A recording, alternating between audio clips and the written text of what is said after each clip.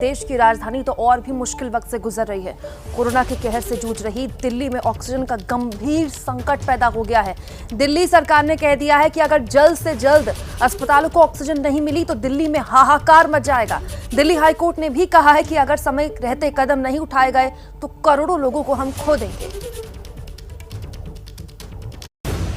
मुख्यमंत्री अरविंद केजरीवाल ने मंगलवार को कोरोना के वर्तमान हालातों पर अधिकारियों के साथ समीक्षा बैठक की। बैठक के बाद केजरीवाल ने कहा कि अस्पताल में कुछ ही घंटों के लिए ऑक्सीजन बची है।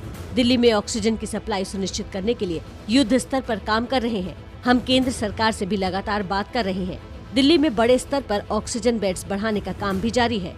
केंद्र सरकार, राज्य सरकारें, प्राइवेट सेक्टर सभी की पूरी कोशिश है कि हर जरूरतमंद को ऑक्सीजन मिले।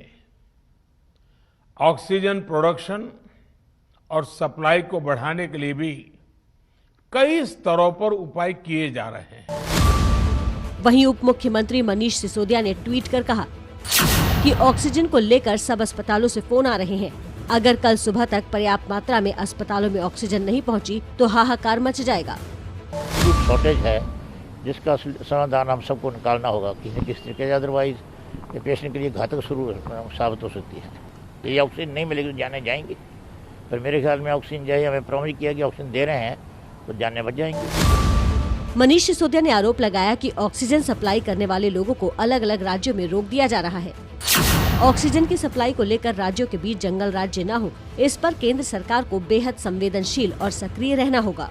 हम सब मिलके कोरोना से लड़ेंगे। सबने लॉकडाउन लगाया है, लॉकडाउन का फॉलो करें और पैनिक ना करें। सरकार ने, जैसा मैंने कहा, 6000 बेड्स को बढ़ा के 19000 कर दिया है और अभी 2700 बेड्स अगले हफ्ते के अंदर अंदर दिल्ली के मेडिकल इंफ्रास्ट्रक्चर में और जुड़ जाएंगे।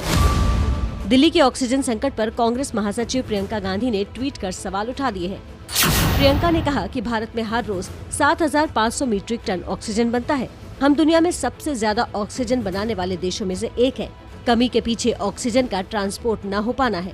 नरेंद्र मोदी जी, अभी भी देर नहीं हुई है, लोग मर रहे हैं। इस बीच दिल्ली में ऑक्सीजन सिलेंडर की आपूर्ति के लिए गृह मंत्रालय लगातार सक्रिय है। राज्यों के बीच समन्वय स्थापित करने की कोशिश की जा रही है, जिससे बिना किसी बाधा के सिलेंडर मुकाम तक पहुंच सके। तो देखिए, दिल्ली के स्वास्थ्य मंत्री सत्येंद्र जैन ने आधी रात के करीब ट्वीट किया था और केंद्रीय मंत्री पीयूष गोयल से जल्द ऑक्सीजन की सप्लाई उपलब्ध कराने के लिए कहा था। दिल्ली के अलग अलग अस्पतालों की हालत किस तरीके की है, ये हम लगातार आप तक अपडेट पहुंचाने की कोशिश कर रहे हैं। जीटीबी अस्पताल के बाहर से हमारी सहयोगी अजातिका हमारे साथ जुड़ रही है। अजातिका का रुख कर लेते हैं। अजातिका, अभी के वहां के अपडेट क्या है?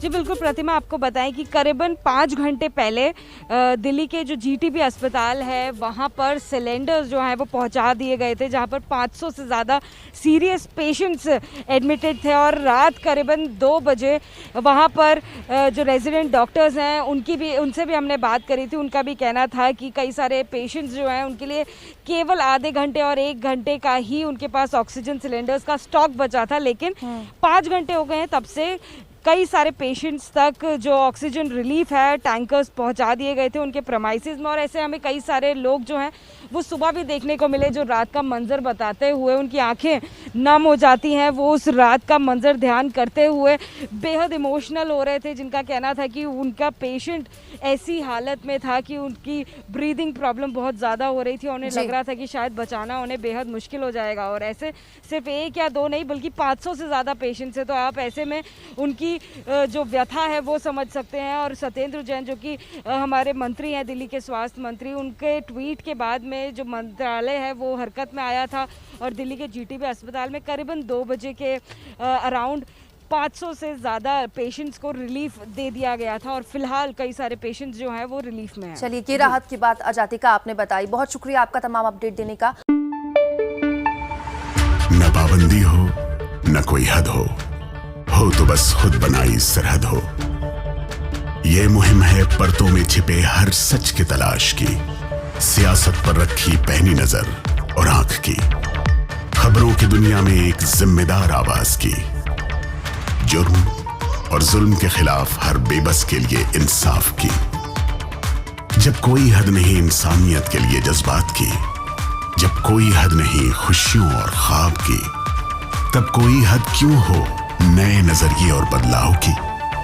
तोड़ के हदों के ताले नए सपनों को पाले, बांधे सबको एक धागे, आपको रखे आगे।